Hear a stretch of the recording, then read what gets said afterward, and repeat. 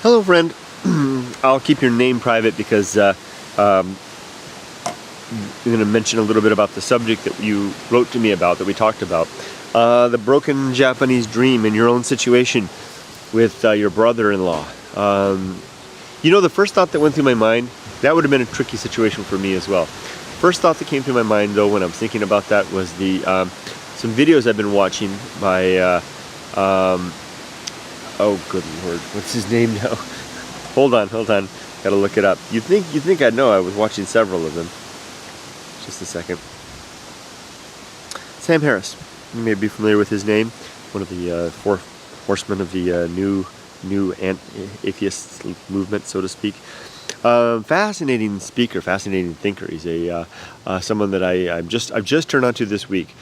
Anyway, he talks about him. It's kind of a long way. It sounds like I'm going off, but I'll come back to your situation and my response to that. He talks about something that basically he makes a pretty convincing argument, I think, for the idea that we don't have free will. And what I'm going to recommend as my response, if you're interested, I'll put a link in the description, and maybe I'll try to remember to put it up here as well, to Sam's talk about the non-existence of free will, indicating that human beings basically, that free will is an illusion. And the reason that came to mind with your situation was that one of the spin-offs of that idea, if we don't have free will, is that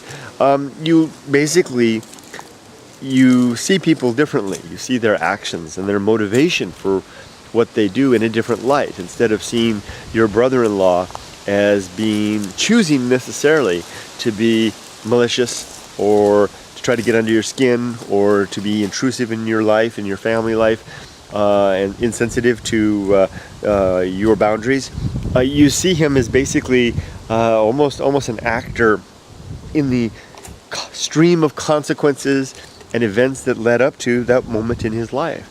That we basically, because Sam's argument basically is that we are our every thought, our every action, our every decision is basically a result of a series of events that been back before we were born, that led our minds basically to a limited number of opportunities. We don't really have the option to choose from a large number of opportunities. We have an option to choose from the very limited number, perhaps maybe just one, that floats into our mind, and that floats into our mind based on conditions and antecedents, if I'm using the right word, that were out of our control.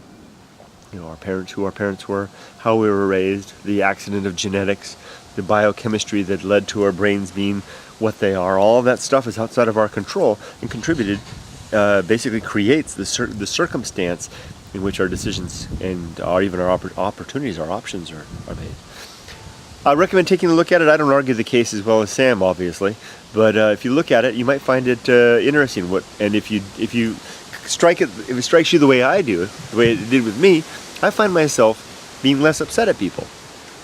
It's like, just kind of, let it blow by, and just kind of, let it go. And maybe that's probably the best way to deal with this guy anyway. Is just to blow it off and move on. Like you and I both know that we only have a certain amount of time left in this world. I mean, I feel it. I feel. There's the 5 o'clock chime. Here goes another day. I feel the days moving fast. I can almost, I don't want to sound morbid, but I can almost taste my immortality fade, there, and the opportunities come. Sometimes I don't even want to drink a beer anymore, because of the way that it affects my brain, and I want to use that time to think. It's like the sun's going down, the lights dimming, and the little bit of time I have. And who wants to be distracted by assholes that don't know when to keep their mouth shut? Just let them go. I mean, who has time for that? So maybe what Sam has to say might help you to do that. I hope so. And I'd be interested to hear what you thought about what Sam has to say. Anyway, I'm giving it a lot of thought. I can't say that I'm convinced yet. I really wish that. I want to hear more counter arguments. I wish it's nice to hear smart people think, or hear smart people talk.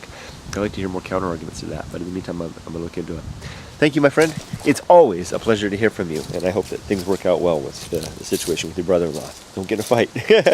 just blow it off. That's what I'll try to do with my situations too. Take care, friend. Bye-bye. Get this photo up.